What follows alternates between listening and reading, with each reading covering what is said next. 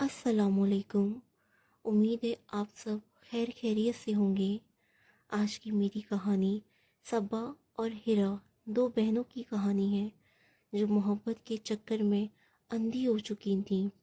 अगर आप मेरे चैनल पर न्यू हैं तो मेरे चैनल को सब्सक्राइब, बेल नोटिफिकेशन को ऑन कर दें जिससे आपको आने वाली हर वीडियो का नोटिफिकेशन मिल सके।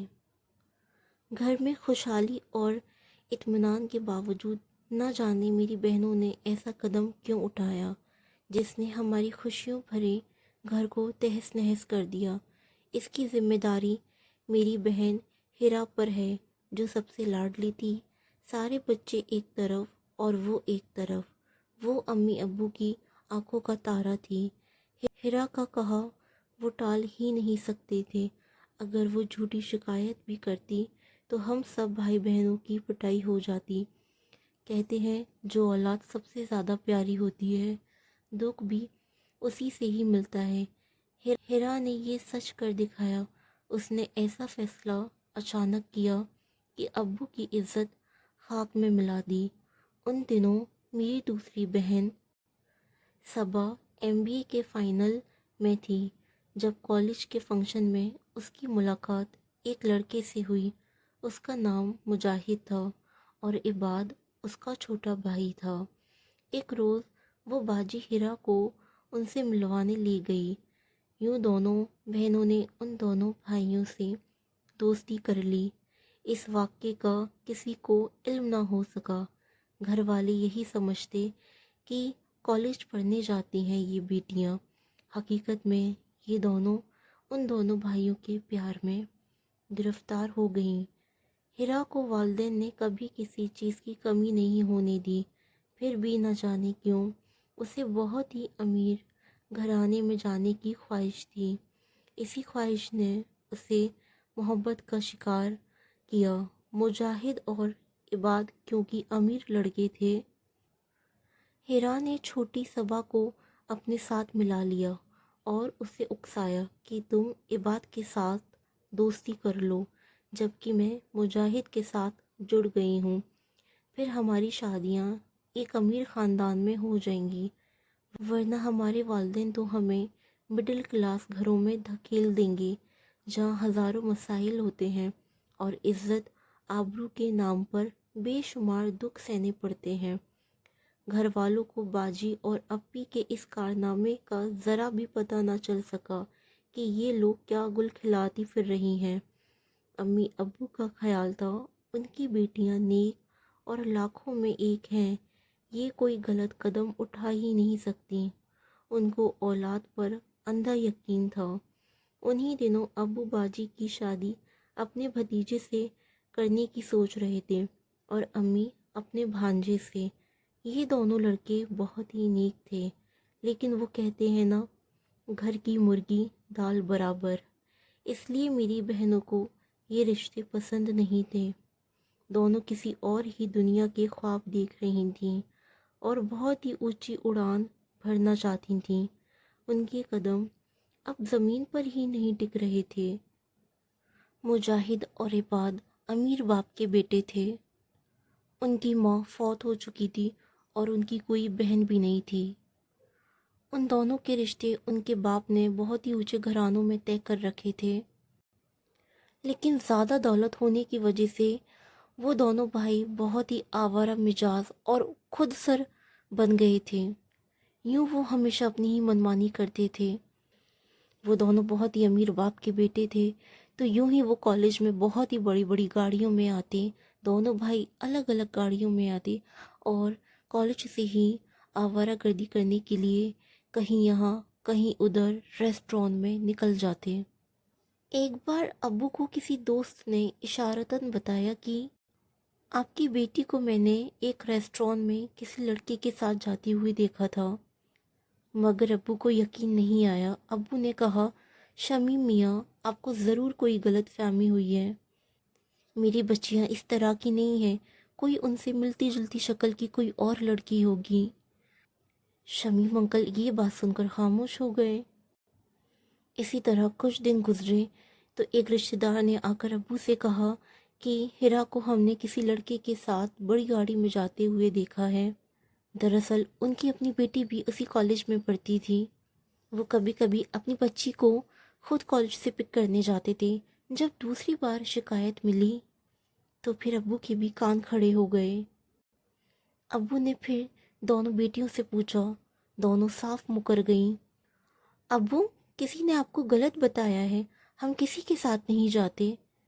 کسی بدخواہ نے آپ کو بھڑکایا ہے تاکہ آپ کی بیٹیوں پر تعلیم کے دروازے بند ہو سکیں۔ یہ بات سن کر ابو خاموش ہو گئے، مگر ابو کے دل میں یہ بات کھٹک رہی تھی۔ لہٰذا میرا بھائی نصیر، ابو نے اس کو دونوں بیٹیوں کی نگرانی میں لگا دیا۔ وہ روز کالج جا کر چھٹی کے وقت سامنے چائے والے کے اسٹال پر بیٹھ جاتا اور بہنوں پر نظر رکھتا۔ آخر کار اس نے ایک روز ہیرا باجی کو مجاہد کی گاڑی میں جاتے ہوئے دیکھ لیا اور گھر آ کر ابو کو بتا دیا۔ جب آپی اور باجی گھر لوٹی تو ابو انہیں مارنے کے لیے تیار بیٹھے تھے، لیکن امی آڑے آ گئیں اور بولا، جوان بیٹیوں پر ہاتھ اٹھانا اچھی بات نہیں، اس سے ہماری بدنامی ہوگی۔ ان کو پیار سے سمجھاتے ہیں۔ پھر یہ تو ہیرا کی غلطی ہے، نصیر نے ہیرا کو کسی کی گاڑی میں جاتے ہوئے دیکھا ہے، صبا کو نہیں۔ اس بے قصور کو کیوں مارتے ہو؟ ابو نے امی کے سمجھانے پر غصے پر قابو کیا اور ہیرا باجی کو زمانے کی اونچ نیچ سمجھائی۔ ابو نے کہا، میری بات غور سے سن لو اور آئندہ تمہاری طرف سے مجھے کوئی شکایت نہ ملے، ورنہ کالج نہیں جا پاؤ گی۔ صبا تو جی ابو کہہ کر ایک طرف ہو گئی، لیکن ہیرا نہیں مانی۔ کہنے لگی کہ مجھے اسی لڑکے سے شادی کرنی ہے، آپ اس سے ملیے، مجاہد ایک اچھا لڑکا ہے، اس کے باپ کا نام سب لوگ جانتے ہیں، وہ ایک بڑا بزنس مین ہے۔ ابو نے کہا، میں اس بزنس مین کو بہت اچھے سے جانتا ہوں، اس کے لڑکے ٹھیک نہیں ہیں۔ مگر بیٹی بھی وہ تھی جس کو ان کے لاڈ پیار نے سر چڑھا لیا تھا۔ امی نے کہا، ٹھیک ہے، ہم نے شادی تو کرنا ہے تو اس کی مرضی سے ہی صحیح۔ امی نے کہا، اگر وہ لڑکا تم سے محبت کرتا ہے اور سنجیدہ ہے تو اس سے کہو وہ اپنے والدین کو رشتے کے لیے بھیجے۔ فہیم سے اب ہم ذرا غور کریں گے۔ مجاہد اور عباد کے والدین، مجاہد اور عباد کے باپ ایک بہت ہی بڑا بزنس مین اور مغرور آدمی تھا۔ اس نے کبھی ہمارے گھر رشتہ لے کر نہیں آنا تھا۔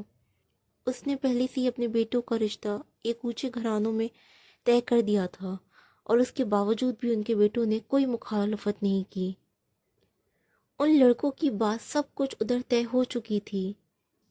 ہیرا نے مجاہد سے کہا، امی ابو کو ہماری دوستی کے بارے میں سب پتہ چل گیا ہے، لہٰذا اب یہ سلسلہ اب نہیں چل سکے گا، ابو ہمیں کالج سے ہٹا دیں گے، بہتر ہے اب تم رشتہ بھیجو، کہ ایک ناممکن بات ہے۔ تبھی مجاہد نے ہیرا آپی کو صاف بتا دیا، ہیرا یہ سب نہیں ہو سکتا، ڈیڈی کبھی بھی رشتے کے لیے تمہارے والد کے پاس نہیں جائیں گے۔ اگر تمہیں مجھ سے واقعی محبت ہے تو تم میرے ساتھ بھاگ کر کورٹ میرج کر لو۔ ڈیڈی نے میرے اکاؤنٹ میں اتنی رقم تو ڈال ہی دی ہے کہ میں تمہیں بڑی آسانی سے علیحدہ گھر میں رکھ سکتا ہوں، لیکن وہ کبھی بھی مجھے تم سے شادی کی اجازت نہیں دیں گے، ہمیں ان سے چھپ کر شادی کرنی ہوگی۔ تب ہیرا باجی نے کہا، پھر میرے گھر والوں کا کیا ہوگا؟ یہ میں نہیں جانتا، اگر تم مجھ سے شادی کرنا چاہتی ہو تو تمہیں اسی طرح میرا ساتھ دینا ہوگا۔ ہیرا کو تو دولت کی چمک پوری طرح گھیر چکی تھی۔ ایک روز کالج کی کہہ کر وہ ہمیشہ کے لیے مجاہد کے ساتھ چلی گئی، اور یہ سب اس وجہ سے ہوا کیونکہ ہیرا کی خواہش دنیاوی بے کنار تھیں، جن کو پورا کرنے کا خواب وہ جانے کب سے دیکھ رہی تھیں۔ وہ مجھ سے ہمیشہ کہتی تھیں کہ ان کے پاس فون، گاڑی، ایک بڑا سا گھر علیحدہ ہونا چاہیے۔ اس کے بعد زیورات اور دولت کی شدید تمنا تھی انہیں۔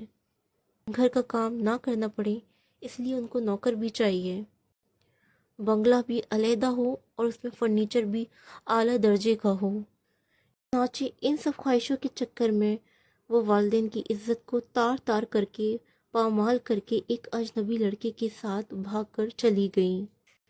گھر سے جاتے وقت باجی نے ایک بار بھی یہ نہیں سوچا کہ ہمارا کیا بنے گا، ابو کی عزت بھی خاک میں مل جائے گی۔ وہ رات تک نہ لوٹی۔ امی ابو بہت پریشان تھے۔ جب امی نے صبا کو قسم دلا کر پوچھا تو صبا نے بتایا کہ وہ اسی لڑکے کے ساتھ بھاگ کر چلی گئی ہے۔ امی نے پوچھا تم کو کیسے پتا؟ وہ بولی بس پتہ ہے مجھے، کل رات کو میں نے اسے کسی سے فون پر بات کرتے ہوئے سنا تھا، لیکن میں تو یہی سمجھی تھی کہ وہ مذاق کر رہی ہے، وہ ایسا کچھ نہیں کرنے والی۔ یہ سن کر ابو رونے لگے۔ نصیر بھائی بہن کا اتا پتہ کرنے چلے گئے۔ ابو نے بہت کوشش کی مگر کوئی سراغ کیسے ملتا، حالانکہ گھر کا ویدی گھر میں ہی موجود تھا۔ صبا کو سب کچھ پتا تھا کہ وہ کس کے ساتھ گئی ہے اور مجاہد کے ٹھکانے کہاں کہاں ہیں، مگر وہ کچھ نہ بولی اور معصوم بنی رہتی تھی۔ وہ عباد کے بارے میں امی ابو کو نہیں بتا سکتی تھی، ورنہ ہراپی پکڑی جاتی اور اس کا معاملہ بھی گڑھے میں پڑ جاتا۔ اس کا ہراپی سے خفیہ رابطہ برقرار تھا۔ ادھر میرے ابو اور بھائی بہن کو ڈھونڈنے میں ہلکان ہوتے جا رہے تھے۔ کسی کو صبا پر شک تک نہیں ہوا کہ وہ بڑی بہن ہرا سے ملی ہوئی ہے۔ ایک سال اسی طرح سے گزر گیا۔ امی ابو رو دھو کر چپ ہو گئے، لیکن امی ابو کو صبر کسی طرح نہ آتا تھا۔ ان کی جوان بیٹی گمشدہ ہو گئی تھی۔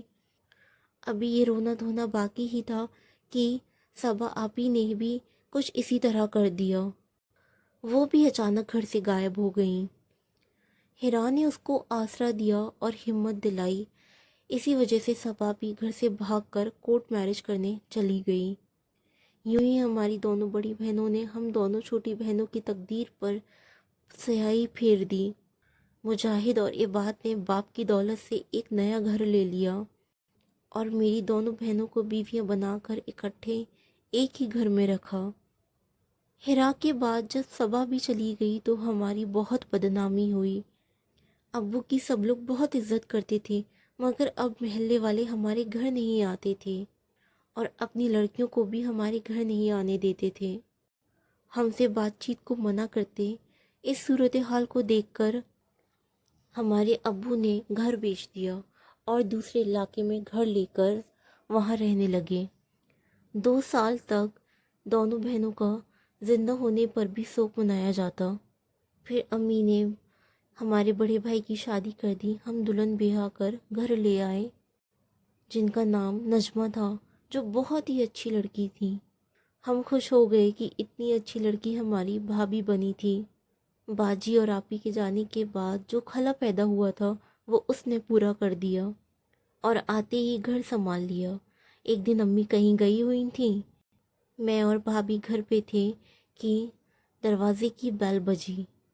میں نے جا کر دروازہ کھولا تو حیرت کی انتہا نہ رہی کہ دروازے پر باجی اور آپی کھڑی ہوئی تھیں۔ میں باجی اور آپی کو بڑی حیرت سے دیکھ رہی تھی، تبھی بھابھی نے پوچھا یہ کون ہے؟ تم انہیں اندر آنے کا کیوں نہیں کہہ رہی ہو؟ میرے کچھ کہنے سے پہلے وہ دونوں بولی ہم بھی اسی گھر کی بیٹیاں ہیں، لیکن ہمارے ماں باپ اتنے عجیب ہیں کہ ہم کو پردیس بہا کر خبر بھی نہ لی۔ ہم نے بھابھی کو بڑی دونوں بہنوں کے بارے میں کچھ نہیں بتایا تھا۔ جب انہوں نے ہرا سے تمام ماجرا سنا تو وہ جان کر حیران ہو گئیں۔ تھوڑی دیر میں امی اور بھائی آ گئے۔ ان کے دلوں میں دکھ اور غصہ بھر اٹھا۔ بھائی بولے تم کیوں آئی ہو؟ جہاں سے آئی ہو وہیں واپس چلی جاؤ، ورنہ میں تم کو دھکے دے کر نکال دوں گا۔ کچھ دیر بعد ابو بھی آ گئے۔